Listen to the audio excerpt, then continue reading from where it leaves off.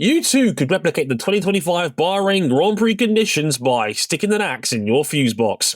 Welcome back to Motorsport 101.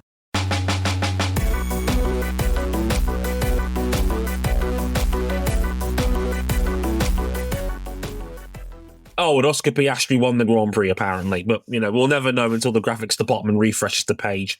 Hi, everybody. Episode 575 of Motorsport 101. I'm your friendly neighborhood host, Dre Harrison, or should I say good day? Because the win in Bahrain this past weekend came from the land down under, as Oscar Piastri became the first man this season to join the multiple Grand Prix winners club. We'll be talking all about that over the next 45 minutes or so on this F1 edition of Motorsport 101. As promised last week, there will be 3 episodes across this week. It's a loaded week. I mean, arguably one of the most loaded weekends of motorsport I can ever remember. I mean, RJ, I'm with RJ O'Connell for this episode. Just RJ. Cam will be here hopefully later on in the week. I'm glad you could join us as ever. But RJ, we had Formula One, MotoGP, IndyCar, NASCAR. IMSA was on the IndyCar undercard at Long Beach. Sadly, of course, we gutted you weren't there, but it happened. It was certainly a thing. Super GT kicked off their season this weekend, while Superbikes raced at Assen with a couple of shock winners over there as well. Andrea Locatelli is a World Superbike winner at last. Shit was weird. Formula E was at Homestead. That was a weird multiple GT World Challenges kicked off their seasons this weekend. Yeah, this was a lot. If you're a fan that's just looking for God, I want to spend as much time in front of a screen watching motorsport as I can, this is great. Yeah.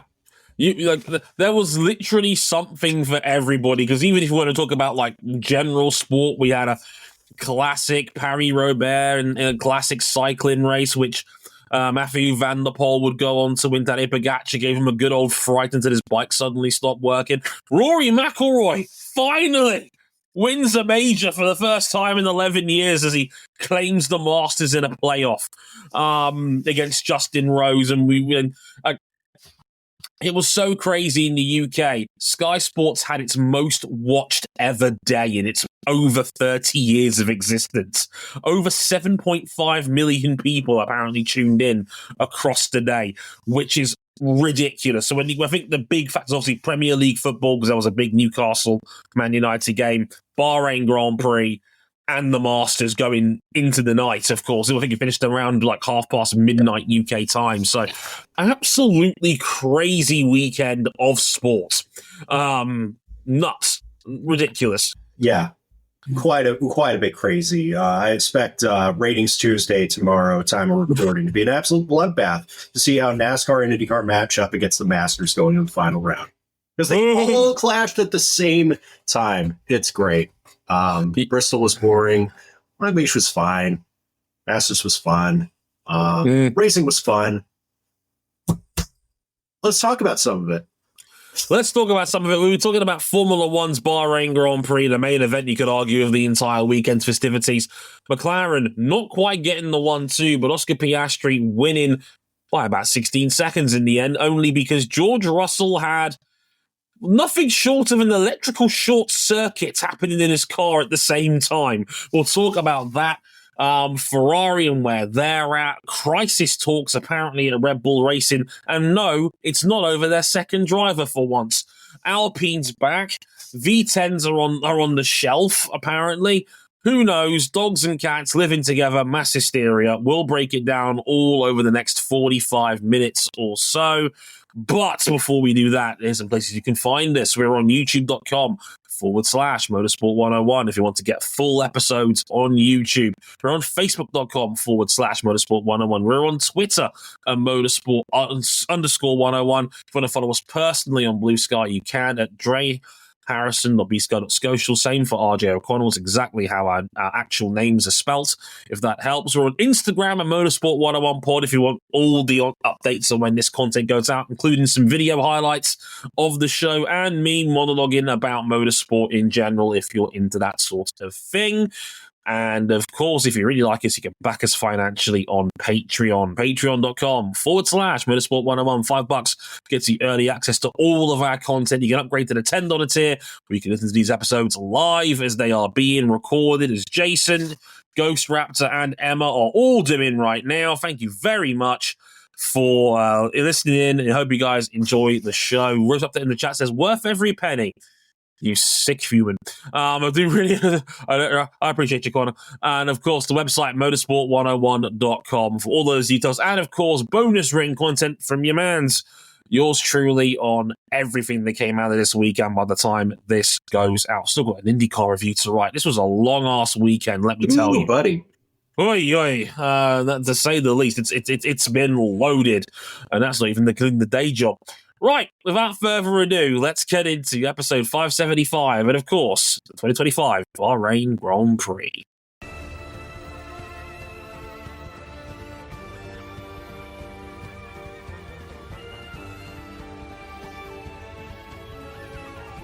So it was a tale of two McLarens in Bahrain, McLaren's home race, of course. Oscar Piastri, often criticized for under-delivering qualifying to give him more work in the race, actually nailed his final qualifying lap to take pole position for the Bahrain Grand Prix.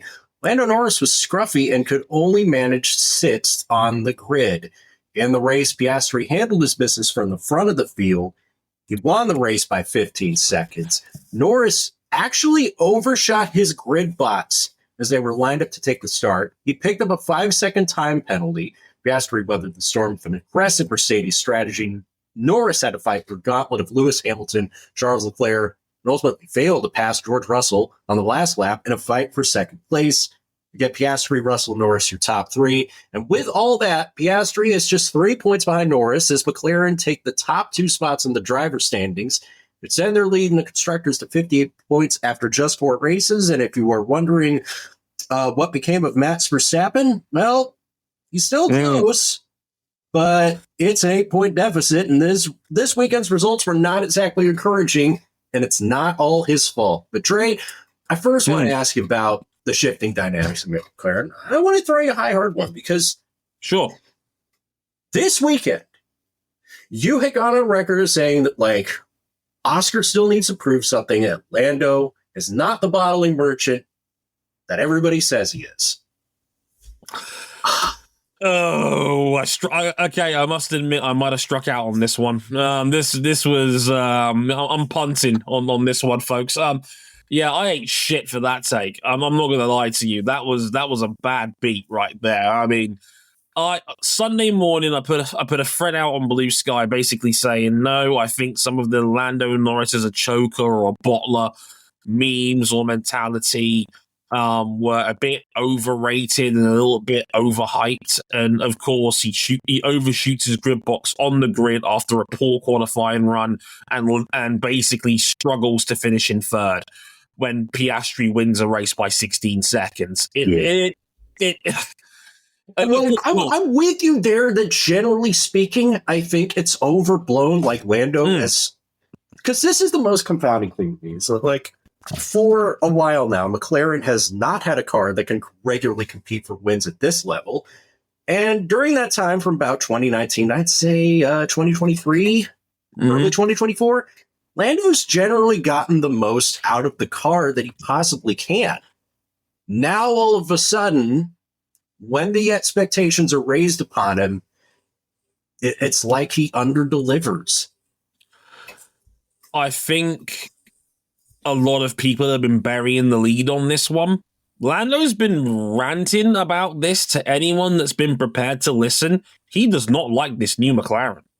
He's made it very clear from day one that the MCL 39 does not suit his driving style. He said it first weekend of the year in Australia. He went into a lot of depth that first press conference on Thursday where he said, look, normally McLaren asks us as the drivers for a lot of input into how our cars feel. This was the first time that Norris said to McLaren, and I quote, make the fastest car available, I'll just adapt to it. And that's seemingly what McLaren has done. And Lando, again, doubled down on these claims after Bahrain this past weekend, saying, look, I am not gelling with this car, and I don't know why. It's a theory that I came around with around sort of China, because Norris kind of had a bit of a Horlicks of a China weekend as well, with the poor qualifying, the not so great sprint results. You know, he got the second in the Grand Prix when it mattered most, but again, was a bit lucky to even get that second, given his car's brakes were sticking to the floor. I said at the time that I think McLaren might have blunted their most surefire weapon, and that was Norris's qualifying speed. We forget he had 8 pole positions last year, had the lowest average qualifying position of any driver on the grid last year, better than Max by just a smidge. Like, that was a weapon that McLaren had, and they utilized that on the way to 6 wins in the Constructors' title last year. Especially a series where, you know, it's Formula One. We know the state of racing most days. If you have track position, that's a really good thing for you. It's a weapon. It's arguably the most important weapon you can have in this sport. You get to dictate the terms of engagement. We saw it in Japan just a week ago. Max Verstappen being the first car on the grid and knowing that if he gets a clean start, he's not going to be passed on track unless the delta is enormous, which it wasn't. And obviously Red Bull's blush is being spared. It single-handedly won him a Grand Prix. You know, in a car that, looking back on it now in the power of hindsight, is looking like a donkey by comparison.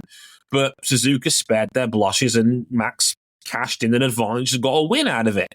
Like, I would say McLaren might have blunted their weapon with Norris here, but the plus side for him is that McLaren doesn't have one quality driver, it has 2. Yeah. And Oscar Piastri is loving this McLaren right now. He is driving as well as he ever has. This is no longer a surprise that Piastri is putting it all together and gets a weekend where he can win. He's now won 2 out of the last 3 and has looked very comfortable in those 2 wins leading from the front. He's becoming McLaren's safe pair of hands, which is something that, you know, I openly admit I'm not fully convinced on Oscar yet, because I think a lot of people gave him a bit of a pick-me-up because of how Australia played out. Yeah. And, you know, of course, all 3 of the leading guys in that race made mistakes when the rain came down and the shock of the rain coming down when they entered sector 3. Yeah. But Norris and Max were able to save their cars. Oscar didn't. Yeah. And that was a 23-point loss to Norris right there. And then given he would go on to win, I think a lot of people were like, yeah, look at the grid on Piastri reversing out of that wet grass and salvaging 2 points. Woo! And not realizing, like, it's a bit like Marc Marquez's saves in MotoGP. A save is still a mistake. You know, and I think a lot of people don't like it, accepting that fact. So I was quite hot take-ish in saying that I think George Russell's been the best driver in Formula One so far this season, and I got a lot of pushback from the Piastri camp on this. We'll get back to that one, but it comes from a place of like, yeah, we know Oscar Piastri has this in the bag. You just need to see it more often, because Japan was really his other big missed opportunity. He qualifies third and he pretty much stays there all day. But I'd like to think the qualifying is getting better. It was 20-4 last year. It's 2-2 to start this year. And Piastri has the 2 wins. He should be evaluated on the tier of being a 5-star prospect like Lando was when he came into the sport. Yeah, and I honestly don't think he was being looked at in that way. I think he got a big old benefit of the doubt for his first 2 years in F1. He's not going to have a choice this year, because the way this year is playing out, it's going to be a one-car championship. It's going to be which McLaren wins the world title by the way this is playing out right now, because we've seen no evidence consistently that any other car is going to be a constant threat to this McLaren. We all know that McLaren lost Japan in qualifying. It wasn't because their car was slower in Japan. It was because track position was everything and they botched qualifying. Like, their drivers are still fuming. Norris in particular has made a string of minor mistakes that have added up over the course of the year. And Piastri's not been perfect either. but they have certainly the least amount of question marks, and I think they have a car that's probably 3 tenths quicker than the field to compensate for a lot of that right now. And that is likely going to be enough to make this a battle of the McLarens for the championship. And that's where it's going to be fascinating, because for me right now, the weaknesses of Norris being better and or worse than maybe than he was last year, and the strengths of Piastri starting to mitigate some of his problems, they're starting to converge. And that is where it's going to be potentially a fascinating title fight brewing. Yeah, this is both drivers are up to the task. They both have their strengths and weaknesses. I expect this will get a lot more interesting as the season goes on. And we talked about it. McLaren is going to have to make a decision. Do they want to stay hands off, or is their hand going to be forced where they have to pick one to back for the championship? I don't think they can do that now. I think McLaren's too far gone to start playing the 1-2 driver game. Yeah. You've let Oscar Piastri do his thing now to the point where there's an argument you can make that you can no longer play the Norris is better definitively argument. The time to do that was last year, when Piastri was 40-plus points behind Norris in the championship. And as we all know, with Papaya rules, with Baku, and how the back end of last year played out, they only did it when they did it arguably 3 or 4 rounds too late.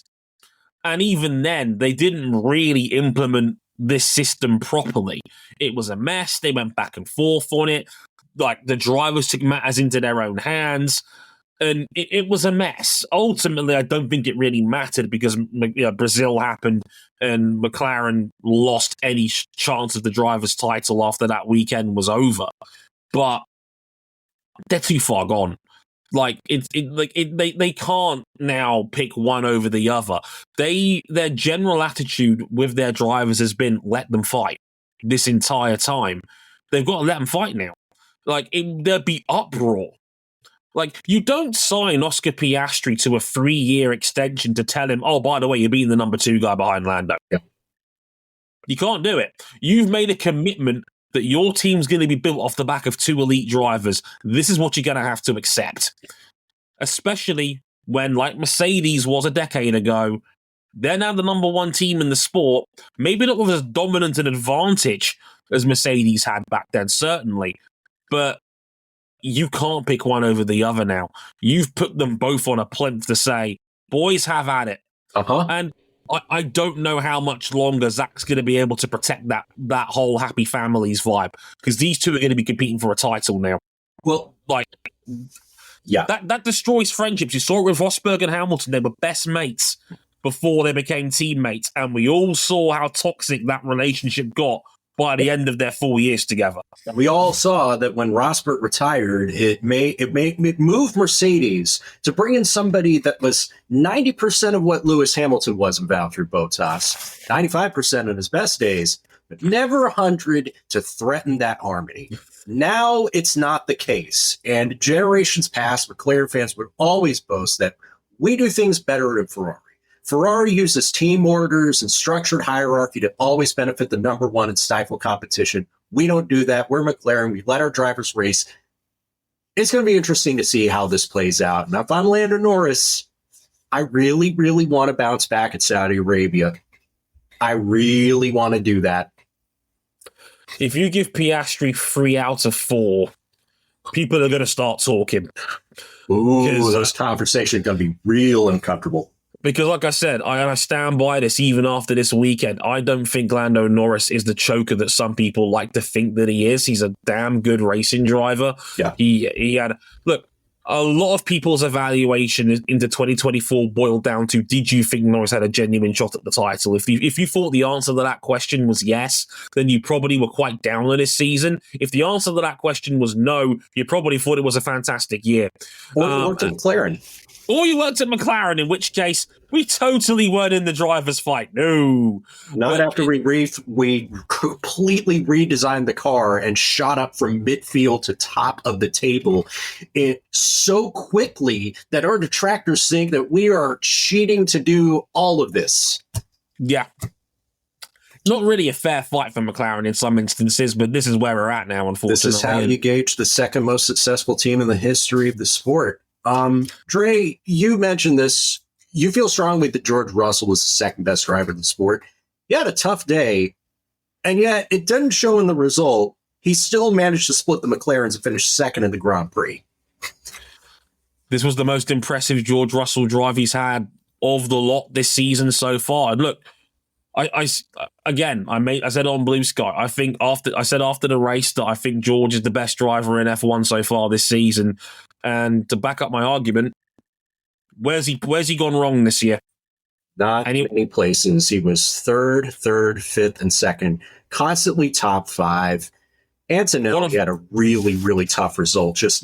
Did not have the strategy to work, but he did show glimpses of what can be. And George Russell is only 14 points out of the championship. I know it's very early days, and we don't expect the Mercedes to be anything more than the second or third best car on the grid some days. What George Russell is right now is what Sebastian Vettel was in 2015 when he joined Ferrari. I think he's going to be the antagonist.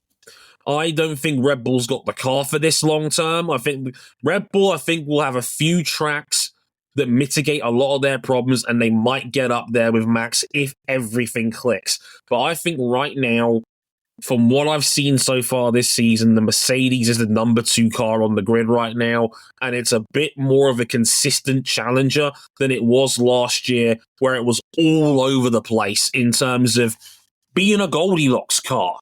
A car that could work in the right conditions, in the right setting, in the right moment, but on a bad day would be down in 7th and 8th.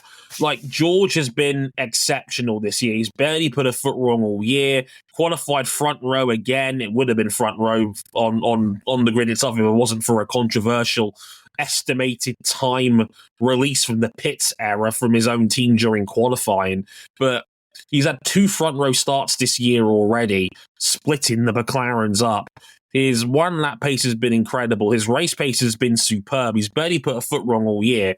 And in this Grand Prix, he had multiple electronical problems, including a brake-by-wire failure, a DRS wing that wasn't operating on its own. It had to be manually opened and closed, and that was the same button as the backup radio because his main radio button was not working. There was a risk the steering wheel was going to shut off entirely. And he was on a 24-lap old soft tyre at the end of that race and having to hold off Lando Norris in a far quicker car, and he pulled it off. How is that not phenomenal? How is that not the drive of the season so far? Anyone? It's up there. It's up there along with what Verstappen did in Japan. It's a stunning drive. Like, I don't see how anyone can't be massively impressed with how George pulled that off. Like, I think that's phenomenal. Like, if there was any niggling doubt about George Russell still after the end of 2024, because a lot of people, I think, still evaluated Lewis Hamilton there last year with a degree of rose-tinted spectacles. This is George Russell's team now.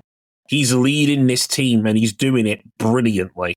He's not put a foot wrong all year, and he's keeping himself in contention just by not making mistakes and just getting everything out of this Mercedes package. This was the weakest Mercedes has been all year, and he finished second. He beat a McLaren straight up. Like, I don't know what more you can ask out of the man than that. Like I said, it's peak Vettel in 2015, where we all knew Ferrari didn't have the car to challenge Mercedes week in, week out. But if everything came into play and it was the right scenario, Vettel could split the Mercs, maybe even go one better and win the odd race or two. I could see that happening with George this year if everything goes his way, because like I said, these McLaren drivers are vulnerable. They've made mistakes this year. There's no doubt about it. And there could be a round later on this year where George could punish them. On the other hand, where is Ferrari been? Now, this was a better result than they've had all season. 4th for Leclerc, 5th for Hamilton. That's better. That's about closer to what you expected. But again, this is a team that we talked about as being potential dark horse outside title favorites. They are a distant 4th in the World Constructors' Championship, almost 100 points behind what McLaren has hauled in. Still have yet to score a podium finish. Anyone starting to get the impression that the China sprint win for Hamilton was an outlier here? Because that's the vibe I'm getting.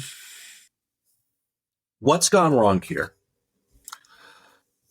It's hard to put a finger on it. I mean, I don't think there's any outright problem. I mean, Ferrari did talk about a big radical redesign of its car. This wasn't an incremental step on last year's car, which, let's not forget, was very close to winning the Constructors' title. They were 14 points off the top in the end. There was an argument you could make they should have won the Constructors last year with how the middle of that calendar year went out and the Barcelona upgrade package that went completely wrong for them and lost them 2 months of the year in terms of development. They've had a big radical redesign. It seemingly made them worse relative to McLaren. And it does not help. And this might be seen as another hot take. I don't think Lewis has been that great this year so far. Now, a part of that, I think, is expected because he has to adapt. It's a brand new lifestyle for Lewis. He's got to be in Italy. It's a new team, new brakes, new car entirely. That is going to take some time to adapt. The other half of me, the more cynical half of me, is going, but you're the greatest of all time. How much of that is meant to compensate for these issues if you're so good? Because a lot of people walked into this Hamilton season at Ferrari, giving him every benefit of the doubt and thinking, why can't we compete for a championship right now? I have colleagues at the day job on Autosport that were adamant that Hamilton was going to be a title contender and could surprise people. That hasn't happened yet.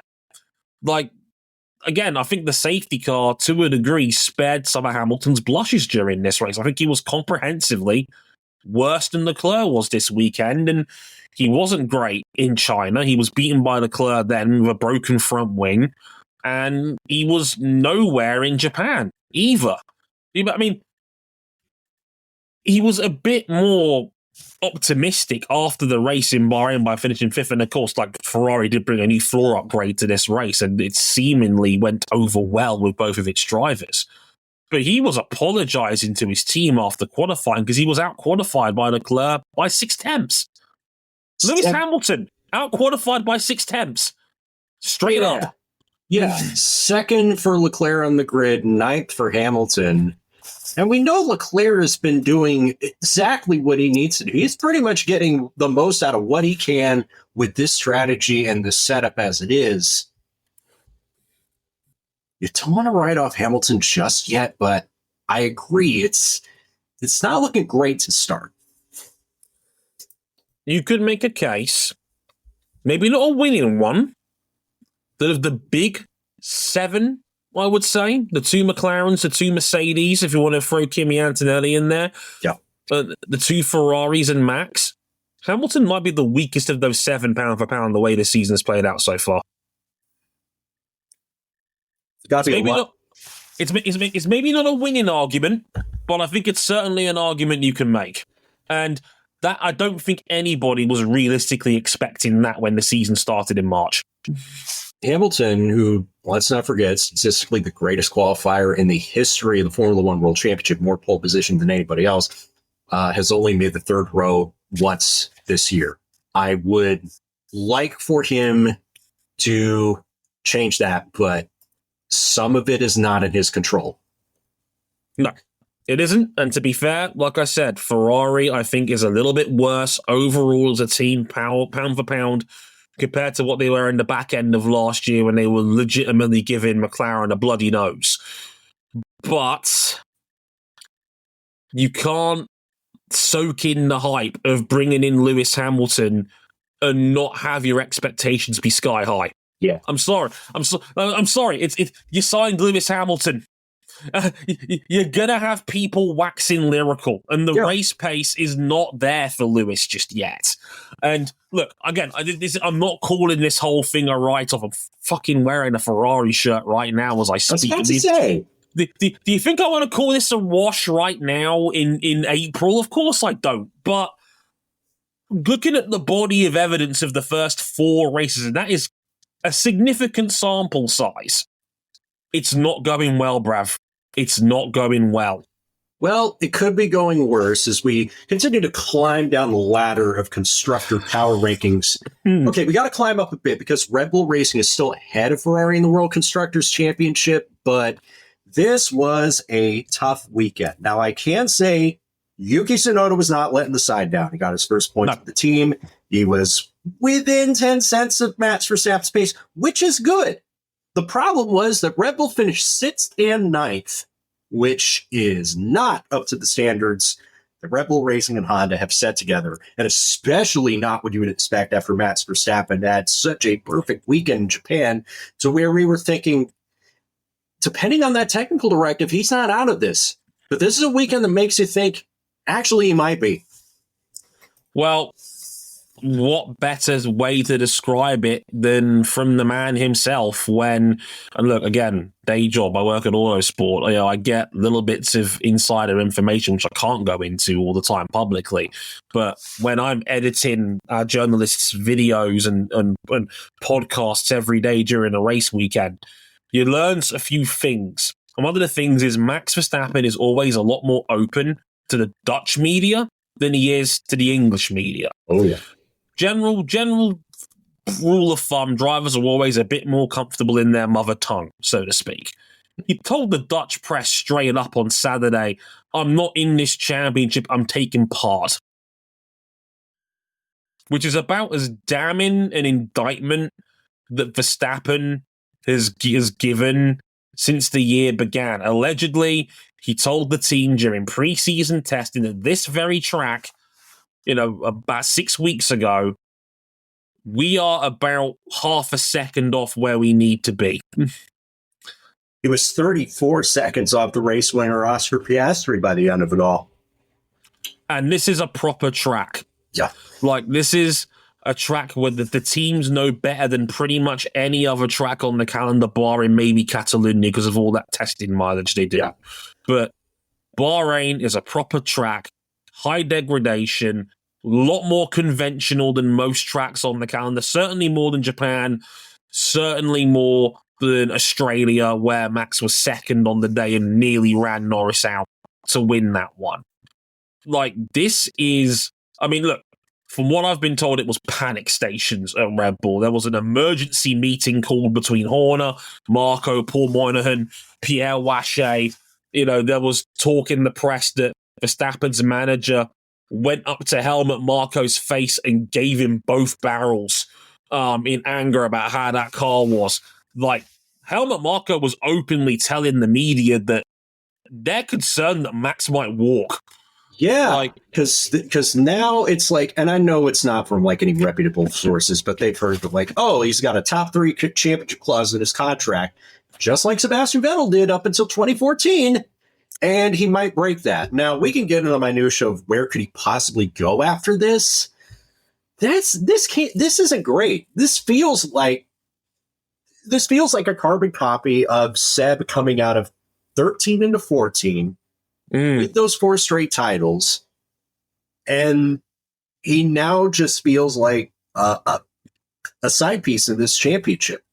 It's a bit different because Vettel that year was being outperformed by Daniel Ricciardo, when this year we know that Yuki Tsunoda is taking some time to figure this setup out and is not expected to be outdoing Max Verstappen every weekend.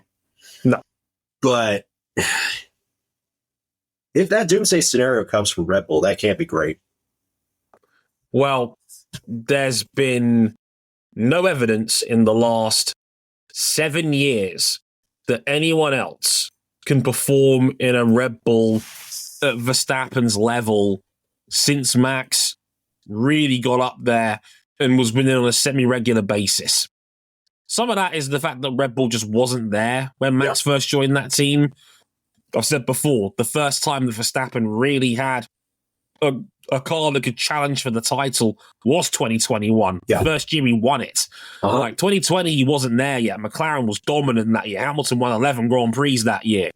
No, so and I agree with you, RJ, in that if Max declares he wants out, no one in the front is blowing their team up to bring him in.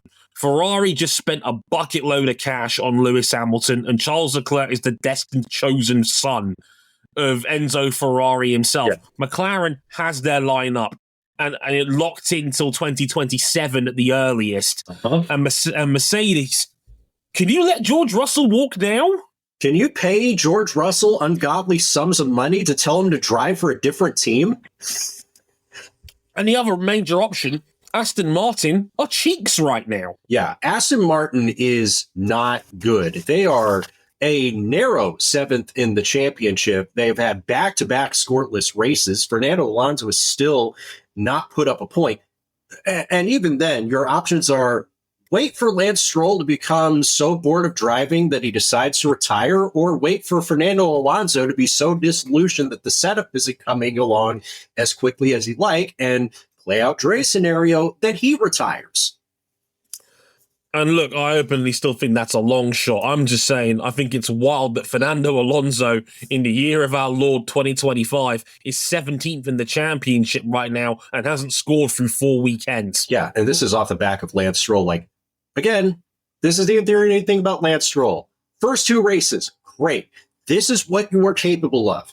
Last 2 races, awful. Good form.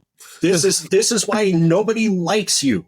And man, oh man, I don't know if Max Verstappen wants to walk into that straight away. How big a check would Lawrence Stroll have to cut to make that work? He might. What was that ludicrous offer that they proposed him? $1 billion, allegedly.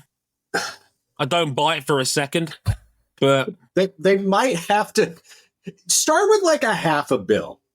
Because I was like saying, look, we know for a fact Mercedes openly offered Verstappen 135 million, I think it was, last year. When, again, Toto was lying through his goddamn teeth when he said, when Hamilton left, yeah, it took me 2 seconds and I brought in Antonelli. Bullshit. We all knew you were negotiating with Max, right? And it was public knowledge that they had bid over 130 million to bring Max in. Now, look, this is why I think the Aston Martin rumor was bullshit. Aston's not offering 8 times market value to try and bring him in. That's preposterous. Like, that's a significant percentage of the value of Aston Martin as an entire brand. Like that would be as wacky as the old story of Eddie Jordan offering half his team to get Ayrton Senna in the 90s. That would be the level of clout we'd be talking to try and make this happen. And they already gave up a chunk and 20 million a year just to get Adrian Newey through the door. Like, it's not happening. Like, we got to cut this out. And I don't think Max is actually going to walk here. I just think the Red Bull cauldron is one of boiled piss and drama. They are the Kardashians of Formula One. So any story that comes out of that camp with Max, with Jos, with Helmut, with Christian, and all those personalities there is going to get times by 5. You know, that's just how it is at Red Bull, because they're reaping what they sow. You know, it really is as simple as that. Like, Red Bull wanted to be the drama team, and now they are, and now their star driver is having a piss and a moan, rightly so, because Red Bull look directionless as a team right now. Yeah, are clearly not capable, as well-rounded as it should be. Their saving graces are that Matt still has it and is still on their payroll for now. And this was a better second race out than Yuki Tsunoda, which is interesting because leading into that race, it looked like he had fallen further back. And then the race comes and he's just like, okay, he's done well. We'll forgive the little mix up with Carlos Sainz there. You know, he's very lucky not to get a penalty, but 2 points is 2 points, and he wasn't completely embarrassed. Highest finish for a Red Bull second driver in 175 days. We'll take it. Yeah, it's really one of the big reasons why. God, could you imagine if Red Bull has to face a scenario like, well, Max is gone. We got no choice but to keep Yuki Tsunoda. Well, let's put it to you this way. Tsunoda made Q3 outright and got minor points. I'm not sure what Red Bull could realistically ask more of him right now, given the state of their car, because right now, at best, they are fourth best right now. Your pass score is 8th. You know who is not worse in the championship anymore is Alpine. They were the one team that didn't have a point going into the season, going into the Bahrain Grand Prix, and now they got points, 6 of them via Pierre Gasly, finishing 7th. And I'll say it, Alpine looked real good all weekend long. You think Bahrain is a high-speed track? That's not going to suit the Alpine power unit. There's only one real long straightaway, but otherwise they were very good. But there's an interesting dynamic to this, is that Pierre Gasly got all the points. Jacques Doohan, for most of the weekend, Friday heading into Saturday qualifying, was as quick, if not quicker, right up until Q2, where he sits 10ths behind, and right up till the race, where he finishes 14th. Interesting.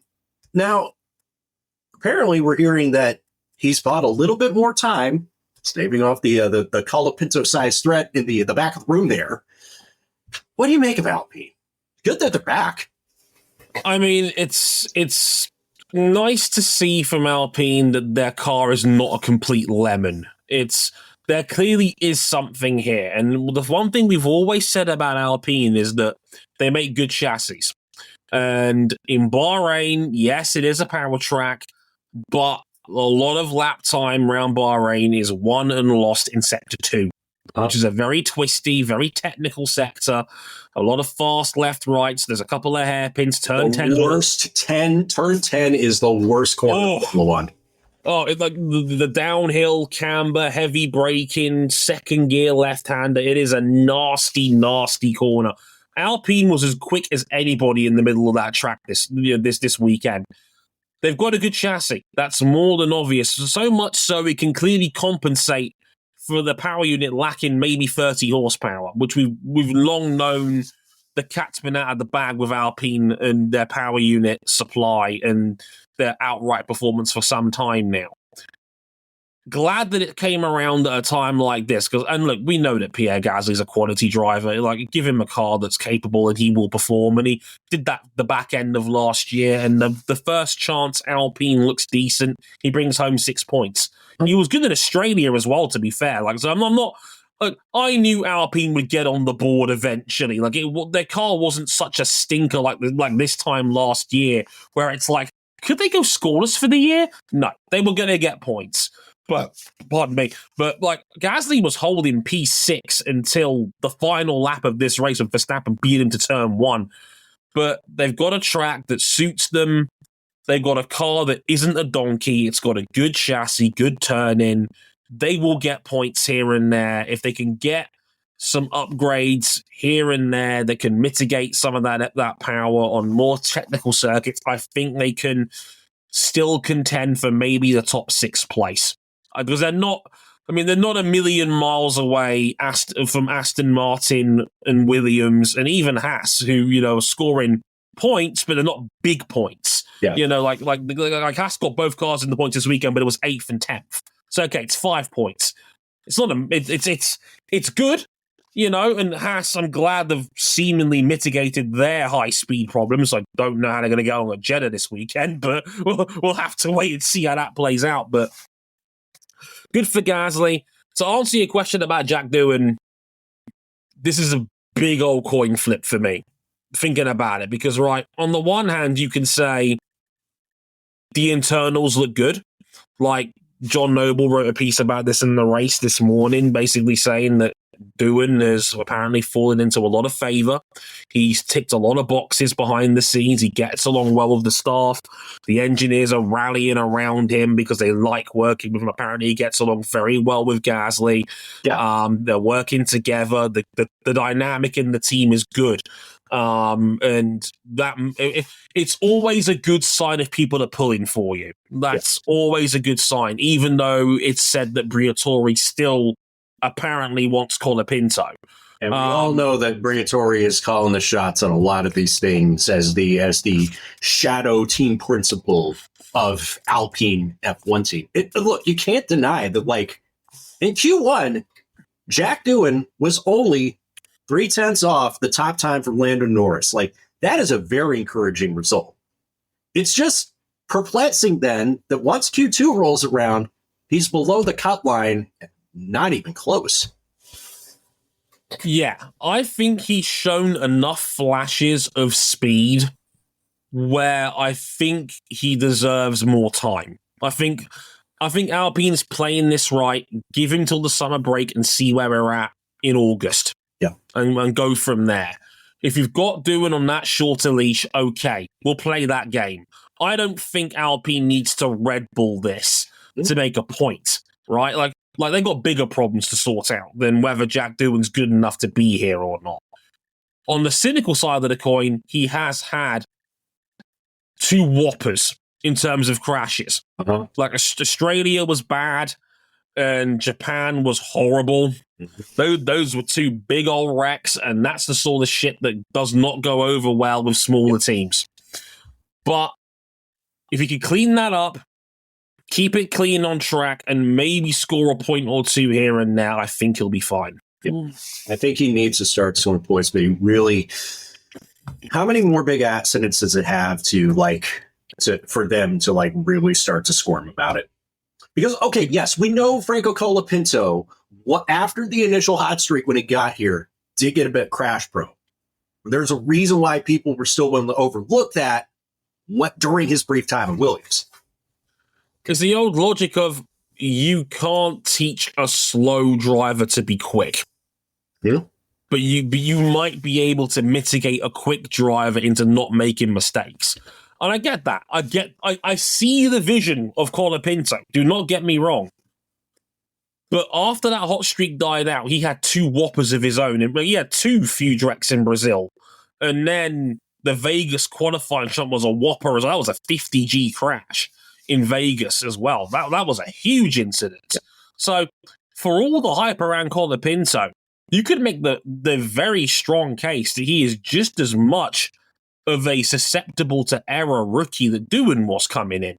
So what are we really talking about here, in my opinion? I think they're one over the other, quite frankly.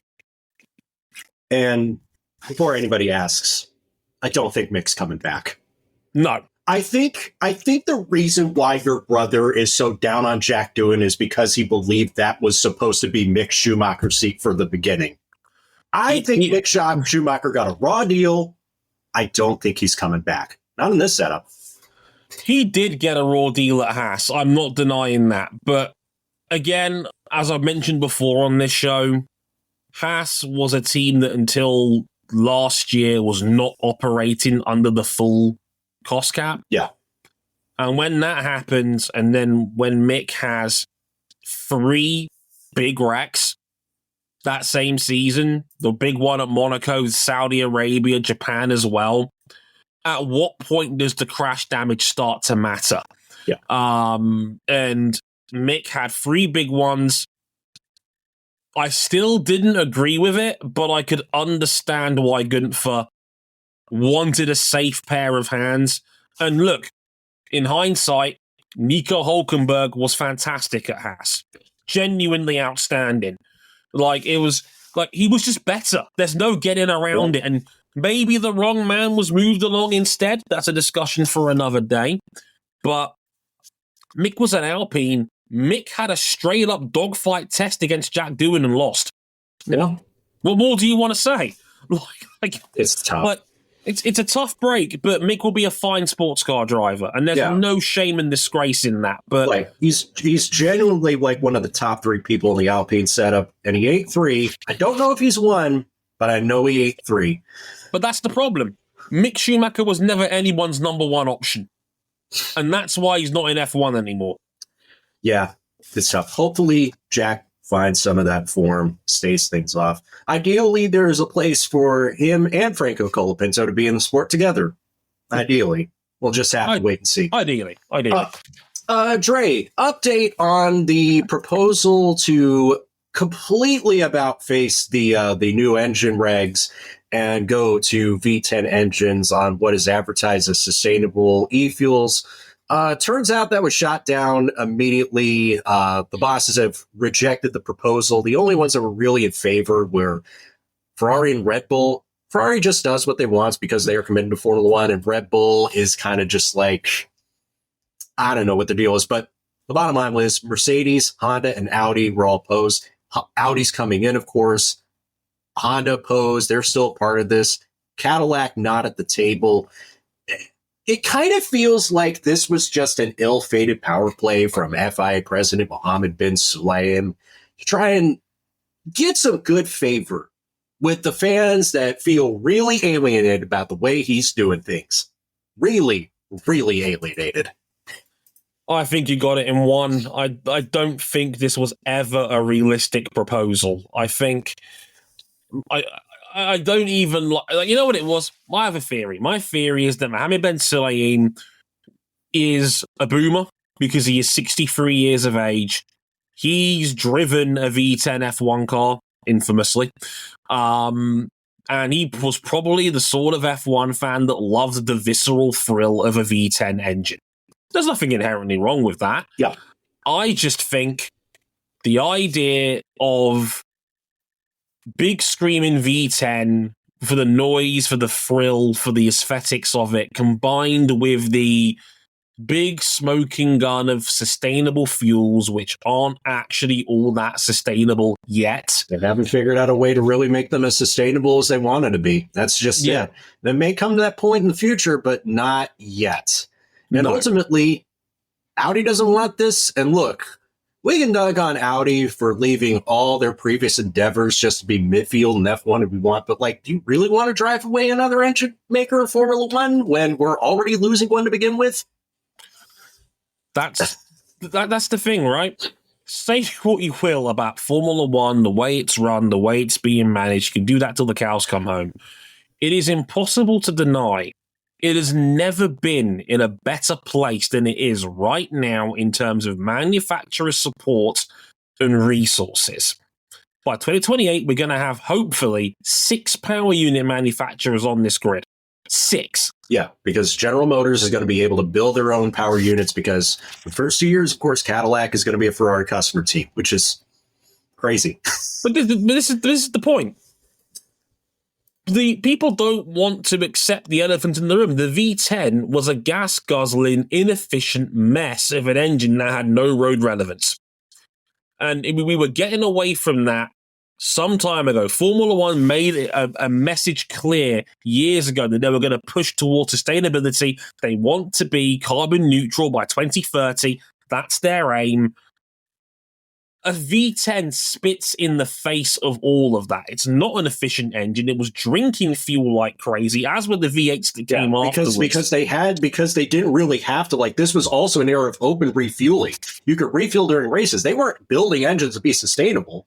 They were building engines to just guzzle as much fuel, rev as fast as possible, put out as much power as possible. It was a different time back then. I grew up in an era where F1 teams were going through 2 or 3 engines a weekend. Yeah. Like, come on. Because 1 and 2 were often blowing up in very spectacular fashion.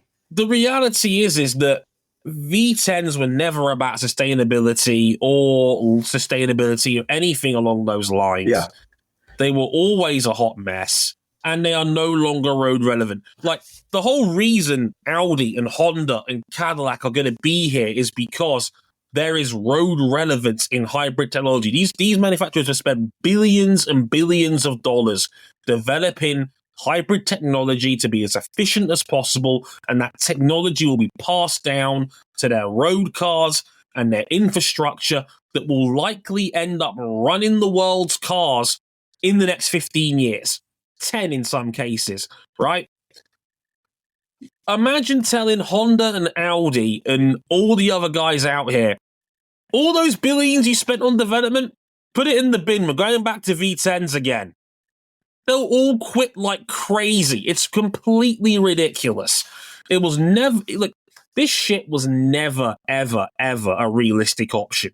This, in my opinion, was Mohammed Ben Sulayem trying to appeal to the boomers and some of the big power players, and I think this was Stefano Domenicali calling his bluff and saying, go on then, give it a go, see what happens, and let MBS basically dangle on his own nuts, politically speaking. Doesn't MBS also have bigger problems now that Robert Reed's quit the FIA too?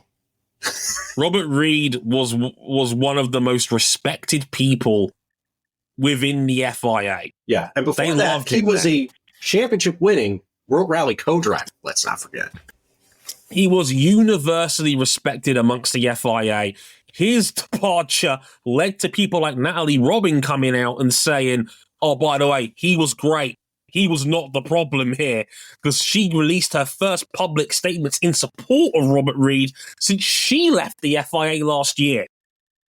Like, they are losing senior officials at a rate of knots, and there's been back and forth open letters between the FIA and David Richards, the head of Motorsport UK, and the general theme is hung around the idea of transparency and the way the FIA has been run and officiated. And that man is up for re-election at the end of the year. He's unopposed. And I can tell you now, I don't think he will be. There's strong rumors that there will be a leadership contest at the end of the year for the FIA. You don't think he's going to sign an edict that says nobody can run for president, I'm president for life?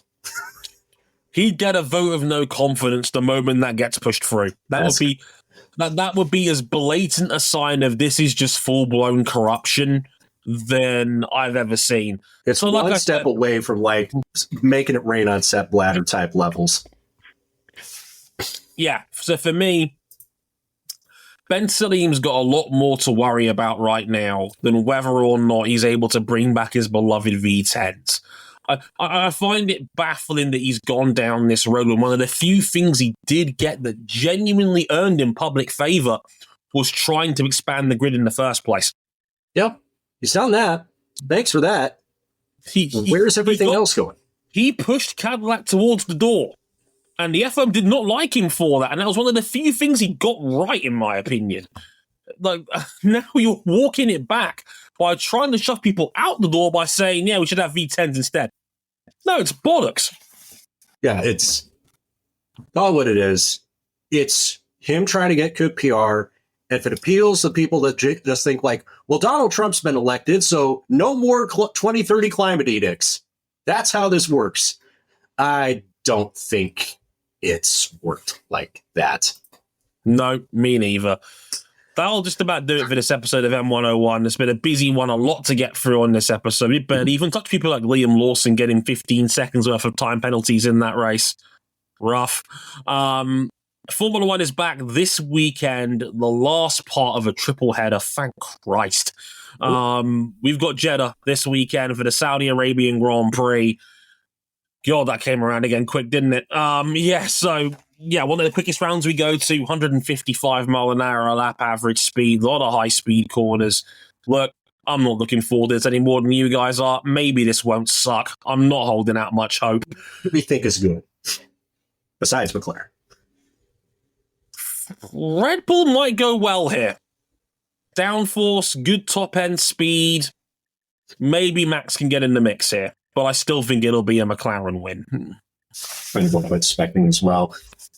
Before we go as well, this weekend, and I know because we had Spencer Hall on the show recently as our guest for the F1 season preview, him, Holly Anderson, and all the folks at New American Pathways are having the annual Charity Bowl.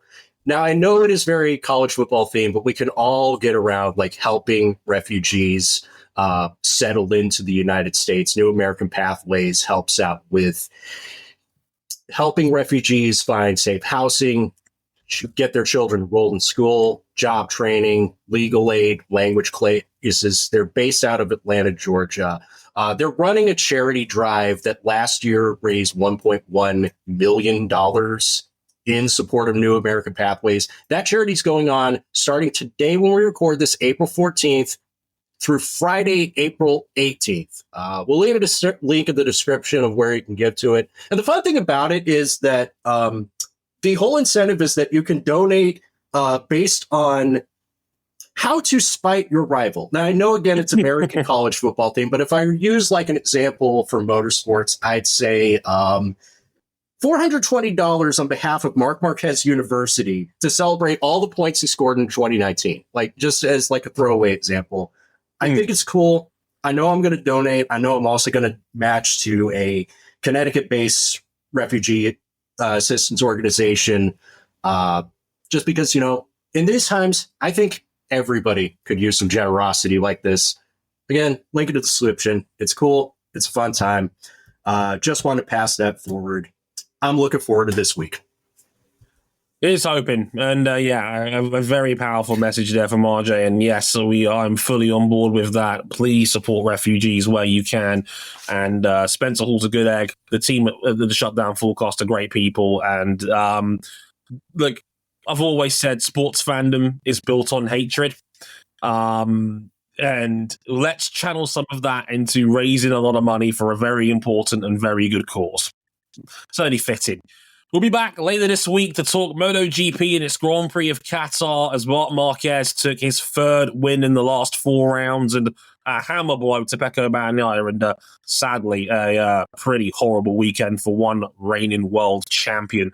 More on that later in the weekend. Of course, IndyCar at Long Beach as well. As I can't believe I'm saying this, Alex Palou didn't win. I know, startling, right? We'll be back for more of that in the week. Until next time, I've been Dre Harrison. He's been RJ O'Connor. Thank you very much for listening, and we'll catch you guys next time. Sayonara. Yeah, later, y'all.